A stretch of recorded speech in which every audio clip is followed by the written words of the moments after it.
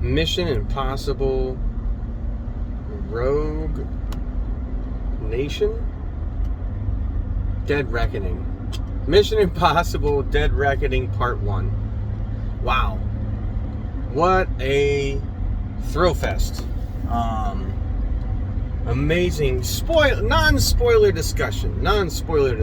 So if you haven't seen the movie and you're kind of interested, here's a little bit of chit-chat about what my initial thoughts are and stuff like that. Item number 1, obviously, is the action and the stunts. There was a joke going around on the movie podcast thingy that I watch / listen to primarily. Whenever and if ever they're able to add stunts to the Oscars, that said stunt work could be called the Tom Cruise Award. Obviously, as usual, Tom Cruise has ratcheted up that stunt coordination stuff to a level of just wow. Serious wow factor.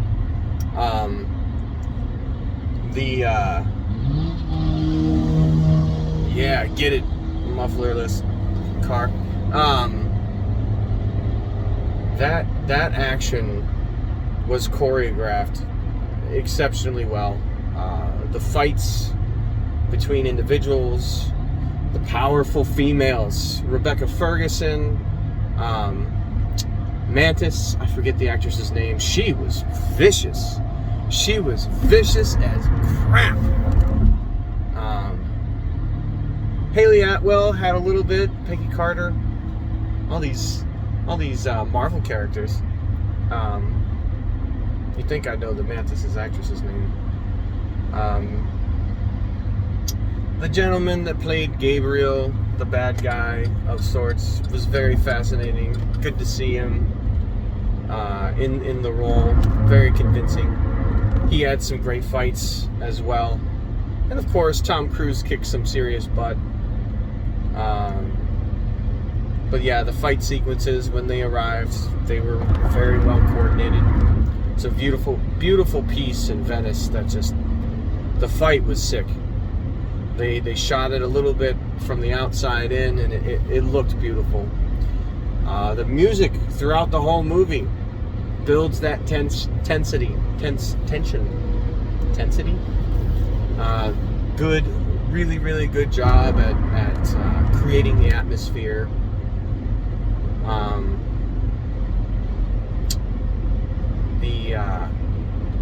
Honestly, if the CGI that was used, I'm sure I could guess where it was used, but to me it was seamless enough to where it's not obvious.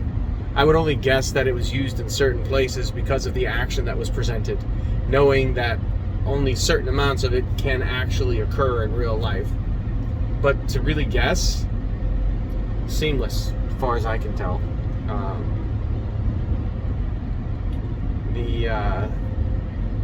The ability to create a new enemy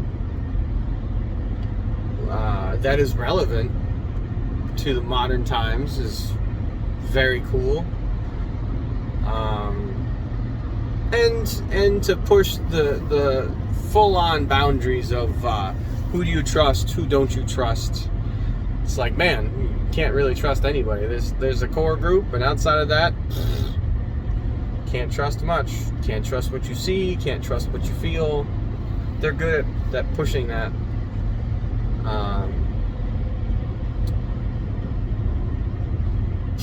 It's hard to talk about this because I feel like it's mostly action, almost like John Wick was. It's just action, action, action, action.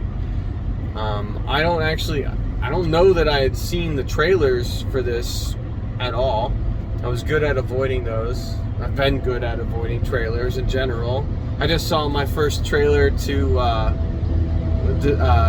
Scorsese's new film, the Blood Flower Moon.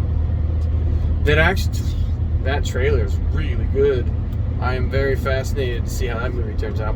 That notwithstanding, so I don't know how much information is actually out there about who the bad guy is and how it relates to finding it. But The character or the actor that played Gabriel did a really good job being menacing, playing a factor in Ethan's overall career. Pretty cool. You get your Simon Pegg, you get your Ving Rhames. The two of them just crushed what they do. You know, they're good at what they do. Their ability to use technology in this movie in general to kind of create some bait and switch scenarios is pretty cool. Holy crap. Whoa. You wonder if people have a death wish when they drive like that. Swerved through 3 lanes. Looked like a Ford something. Anyways, the whole movie is about bait and switch and deceit, which is pretty cool. The dialogue was pretty good. Nothing was too overly distracting. There was one pivotal moment that I guessed, which made perfect sense in relation to how the story was playing out. I did the phi moment, multiplied the length of the movie times 0.618, and you better believe that is a huge part of the movie at that point. The opening set piece with a desert fight, very well done, super cool. Gave me again some John Wick notes, almost of John Wick 3. Which one's the one with Haley? Catwoman and Storm. Halle Berry. Fascinating set piece in the desert. Yeah. The acting was great. The action was great. The script was good. The CGI was good. The music was good. I don't have any complaints. I mean, it is a part 1. But honestly, if it did sit alone, and for some reason you never got part 2, although that would be dissatisfying in relation to the way that we need to see it play out, I wouldn't be so disappointed, because this feels like a pretty complete movie minus that last bit of moving part. It's like a treasure hunt, almost. A treasure Ethan hunt. They bring Vanessa Kirby back from, what is it? I don't even remember which one it is. That's one downside to the last couple of Mission Impossible movies. They're really good, but given that they're so action heavy, they do kind of blend together. Ghost Protocol still sits in my head specifically because of the climbing on the tower in India sequence. Like that was hard to forget. But after that, 5 and 6, I think, they kind of blend together in my head a little bit. Henry Cavill was a great addition to, the last one or 2 before? And that fight sequence they had in the bathroom, so cool. Henry Cavill's bad guy felt more vicious than the bad guys that we had in this movie, but there was more vendetta, or more history with our villains in relation to this particular storyline. Questioning where governments lie and where they don't, literally, and on the figment borders of right and wrong. That was all fascinating. I would definitely go see this in theater. The music and the sound mixing and the big picture, to see it on a big screen, make it worth a watch in theater. Yeah, I would give it a solid at least probably like a 9 out of 10. Definitely go see it. I don't know if I would go full 10 out of 10, but I also had a slightly distracting experience.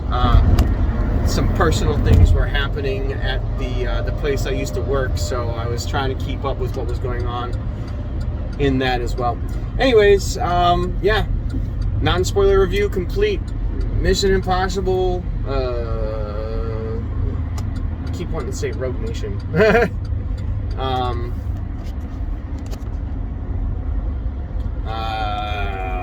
Yeah. Part 1, Dead Reckoning. Good movie. Go see it. Thanks for listening. If you like this, like it, thumbs up it, subscribe it, share it. Put comments down below if you've gone to see it. Give me some feedback. I love the ability to talk to people about the movies that I get to see. It's one of my favorite parts. And yeah, thanks for watching. Don't have a good day. Have a great one.